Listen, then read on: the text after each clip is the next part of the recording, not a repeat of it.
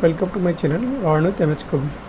দর্শক, আজ আমরা দেখব কীভাবে একটি ছবি থেকে অপ্রত্যাশিত অন্য কোনো মানুষের ছবি রিমুভ করা যায়। তো চলুন শুরু করা যাক। প্রথমে আমরা একটি ডুপ্লিকেট লেয়ার নিয়ে নেব। তারপর টুলবার থেকে আমরা লেসো টুল সিলেক্ট করব। তারপর যে ছবিটিকে আমরা রিমুভ করতে চাই সেই ছবিটির চারপাশে একটি বর্ডার ড্রয়িং করব।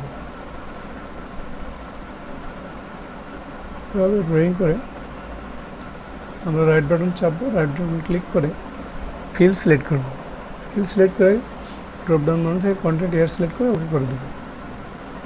দেখুন অ্যাডোব ফটোশপ কি সুন্দরভাবে তার আর্টিফিশিয়াল ইন্টেলিজেন্সের মাধ্যমে তৃতীয় ছবিটিকে কীভাবে রিমুভ করে দিয়েছে।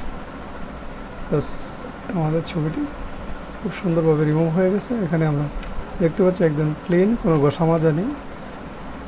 সহজভাবে আমরা একটি ছবি রিমুভ করতে পারি। ধন্যবাদ, আজ এই পর্যন্ত। সবাই ভালো থাকেন, দেখা হবে পরবর্তী ভিডিওতে।